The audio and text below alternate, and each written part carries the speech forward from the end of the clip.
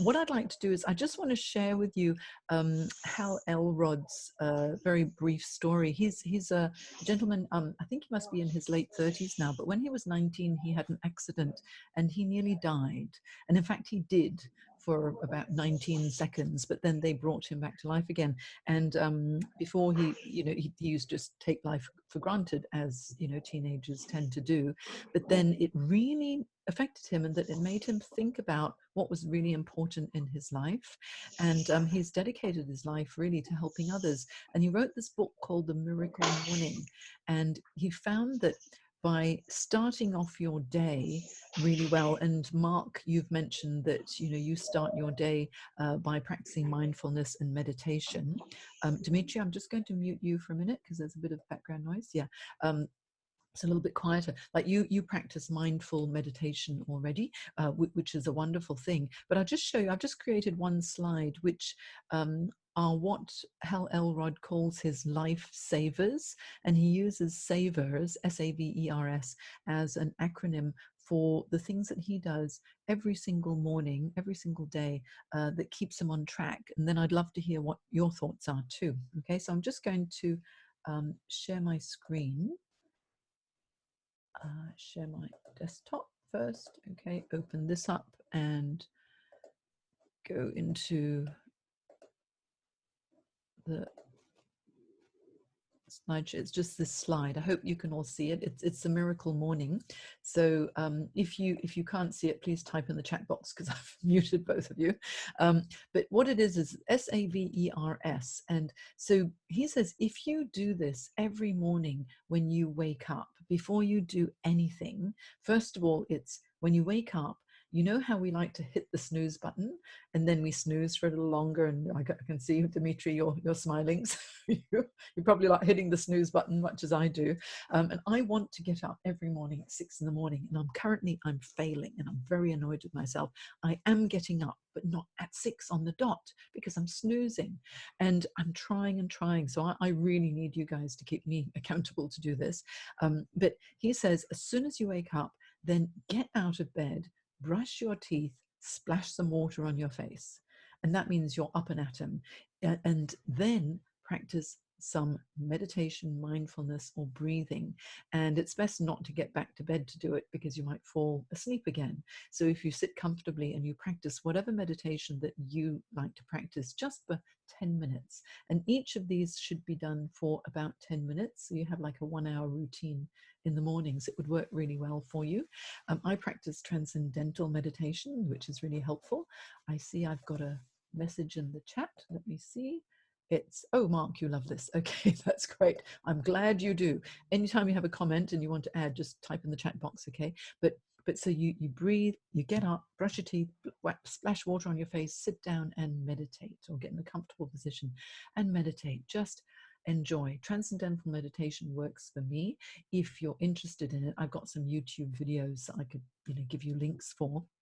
And I can pop them in the Get Stuff Done accountability group as well, so that you can just listen to what transcendental meditation is. I've got two. One is positive affirmations to change your life, which has been so well received. I've got thousands of downloads on that. And I've got another one, which is a 10-minute meditation, which is actual guided meditation in TM, which I've been practicing since I've been 16.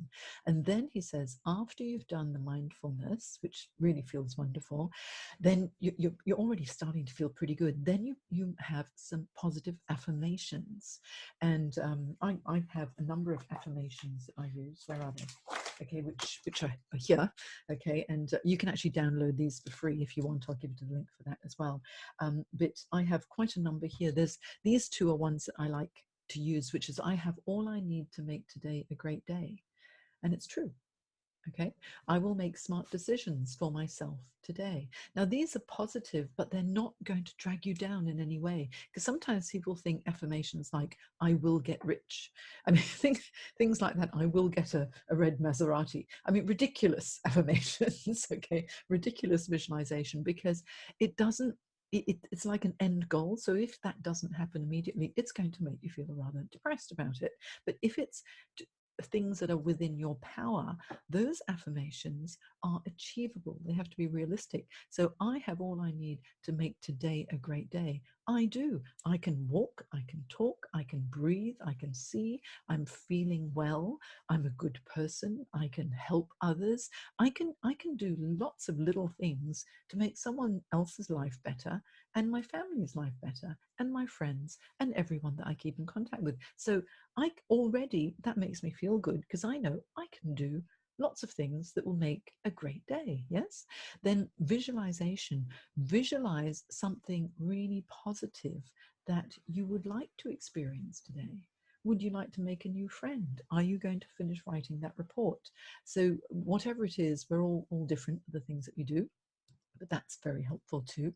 Exercise, of course. Drink a glass of water first, because we're dehydrated after sleeping, all night. And then just get out and get your blood flowing. Even if it's only the 7-minute workout, which is an app that I have, I get out of the door and I walk for 30 minutes every day without fail, because it's part of my weight loss fitness regime. But even if you do 25 jumping jacks and then a few push-ups, that gets your blood flowing, and it does make you feel a lot better.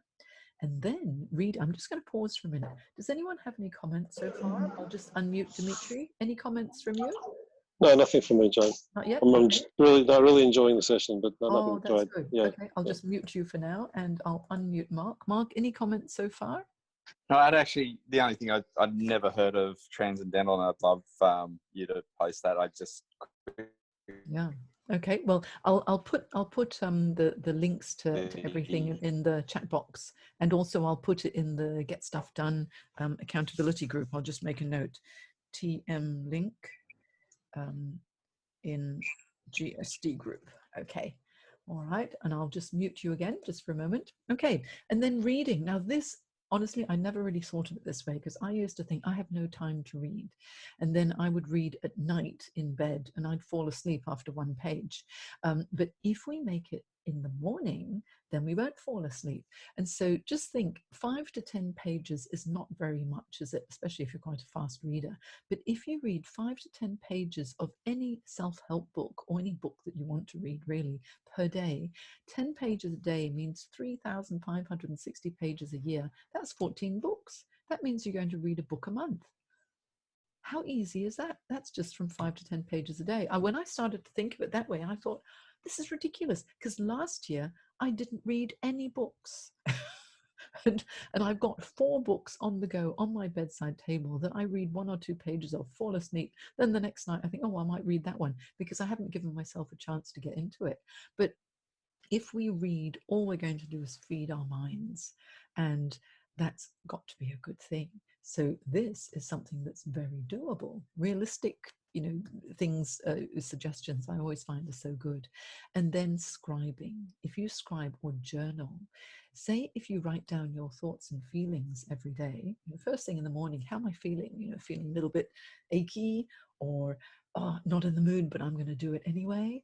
That would be good. But the best way of journaling is in the evenings, because journal in the morning as well, to plan what you're going to do for today. But the night before, write down how the day went and what could be better. What did you learn? And what will you do when you start your day? And of course, one of the things will be to journal first thing in the morning, after I've practiced my mindfulness, done my affirmations, visualized the positive experience, had my exercise, and read my 5 to 10 pages of a book. And then you journal. And I found that when you document things, it makes such a difference. Now, there's something that I used to do when I was marathon training. This is years ago, when I was much, much younger. I ran 2 marathons, the London Marathon and the Manchester Marathon, and I had a journal. It was a running journal, and every day I would write in it how far I ran, how I felt when I was running. There was a lot of whinging going on. Oh, I felt very tired. Knee hurt, ankles hurt, all sorts of things hurt, and how long it took me. And the more I wrote in it, the more competitive I got with myself, and I started to run personal bests each time. And I'm just a slow plodder, and I was aiming for 10-minute miles to run the marathon. But when I ran the Manchester Marathon, I couldn't believe it because I'd never done it in my life. I ran 8-minute miles and finished in 3 hours 3 hours 49 minutes, which was about 8-minute miles for 26 miles. Unbelievable. I think I ran on adrenaline, but if I hadn't been journaling to keep myself going, that probably wouldn't have worked.